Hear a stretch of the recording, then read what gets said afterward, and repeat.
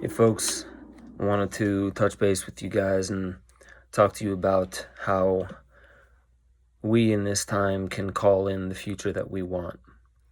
I'm a musician, I'm a filmmaker. I try not to pretend like I'm anything but. I'm an independent researcher. I love looking into how we can expand as humans. I love looking into all different ideas of where technology is going. And, honestly, I see a lot of media and I see a lot of room for improvement. And that's not a knock on it. That's a reference point of where we're at. And I just wanted to explain something about how to build the future that you wish to live in. And what that means is not just the look of it, but how you feel in that future.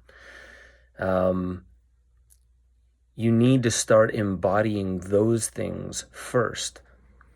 And when you have an idea of what it is you wish to call in, I think that we're going to move into a future where technology is taking more and more jobs at incredibly faster paces.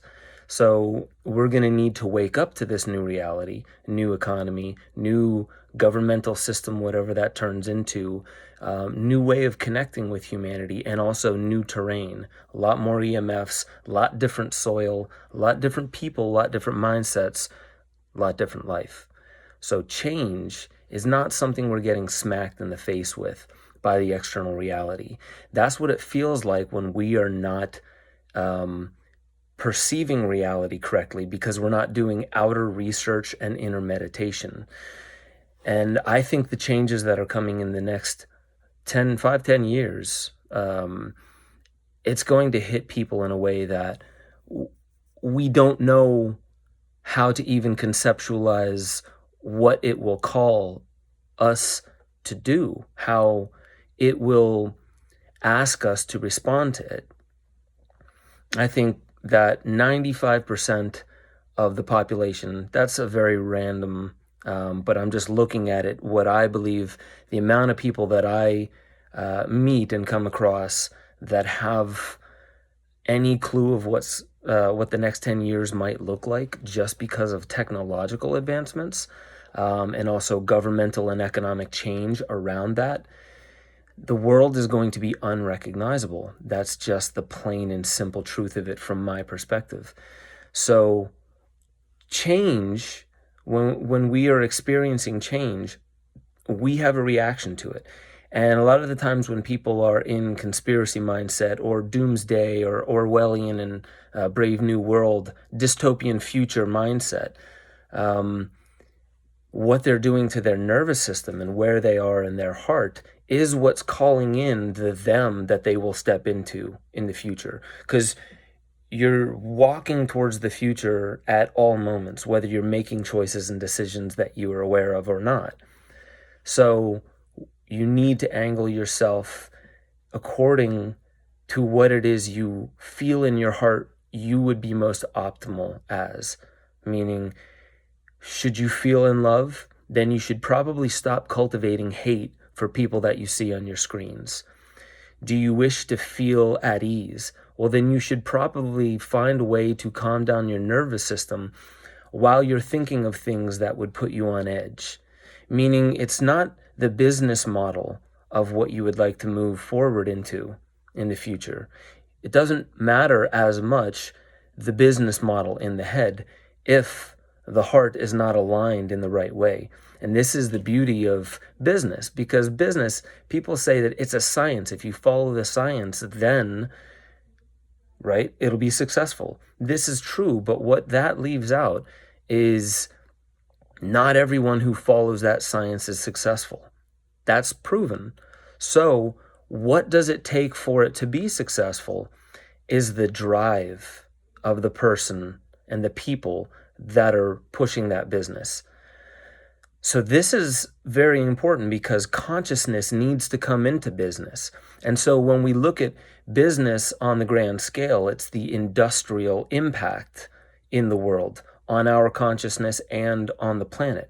And we perceive that in some way. We perceive the health of the planet and we perceive our level of consciousness and what the outer reality is. And that dictates on an unconscious level how we will react to life, because it feels like change is smacking us in the face, when really change is our perception of reality and our angularity of how we wish to move forward into that reality.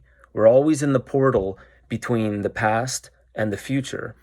And so we're always in a state of flux, whether we know it or not. Many of us try and self-medicate or drug away the feeling of this nerve-wracking reality, right? It's nerve-wracking. I need this medicine to calm me down. But that's, most of the time, it's our expectation of what the future should bring us. So when you have the business model too tight in your head of what you wish the future to look like, people think of, well, how much money do I wish to have? So that keeps them from thinking, what about a world that the concept of money is useless? If you're clinging tightly to a useless concept, you're not going to be open towards the obvious flow that wants to go into a different direction. The types of changes that are going to come to our economy,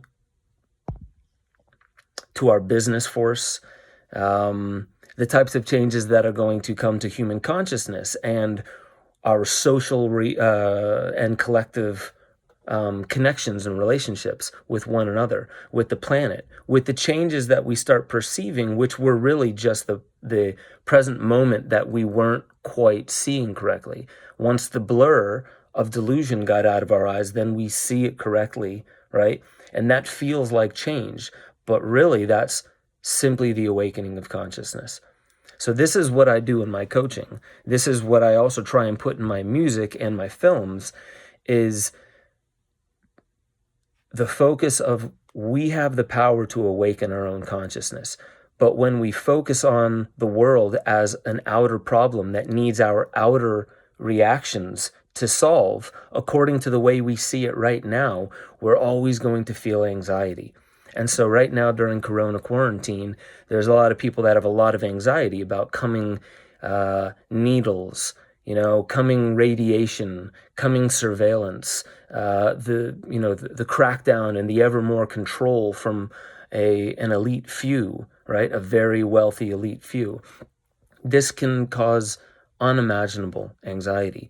And that's because the focus is on how can we wrap our heads around it. And the thing is once you wrap your heads around it, then you are battling that. You become that. You're identifying with it. That's what wrapping your head around something is. My practice is about unwrapping our heads from that and not even seeing that as the reality that deserves our focus and attention to even put us in an anxious state. What we need to be doing is cultivating the state within us, which is, I keep coming to the heart, right? It's not up here. This needs to loosen and unravel its tentacles so this thing can sing through it. That's how we start calling in the future that we wish to stand in. And it will never come in a way that we are quite ready for.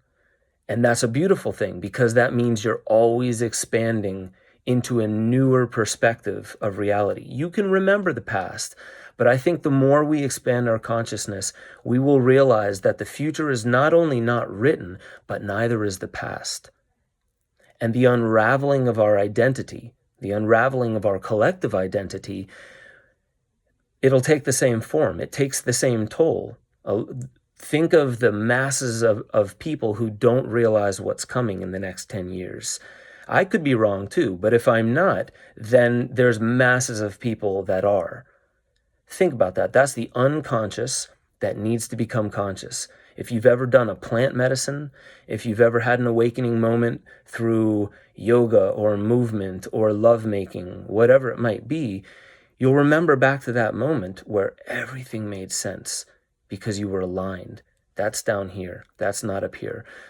So my coaching, my music, my art, my live streams, my coming at you in any old way, my commitment is to the awakening of consciousness. And that's why all my films keep coming back to, if we keep staring at the outer problems like they're so real, all we're doing is we're wrapping our heads deeper and deeper and deeper into that reality. And I think we don't need a violent crusade or a revolution to execute the demons of the past. We need to create the new future where those demons become irrelevant. And it needs to be an inevitable future, meaning the inevitability needs to be no matter what your external problem, the solution is always back in the heart, unravel the mind, breathe, move forward in the best, most efficient, most loving way you can. And that will solve the problems, and you'll realize that the mind didn't need such a tight grip on reality. You don't need to be able to wrap your intellect or your words around the outer world. What we need more as a species right now, in the future it'll be something different, but right now we need a return, that 12 to 16 inches down to the heart. And I guarantee you, as we move into this new normal, that's how we hijack it. We don't do it by hacking a network. We don't have to do it that way. We need to produce art that inspires other people to wake up to the fact that the power is already right there. The solution is already right there. Nobody else has it. You do. If we don't see it like that, then we're going to keep looking for the nanny state or the deep state or the external reality to give us what our clues on how we need to move forward. We're saying, author my future for me. Fuck that noise. Author your own future. I love you all. Peace.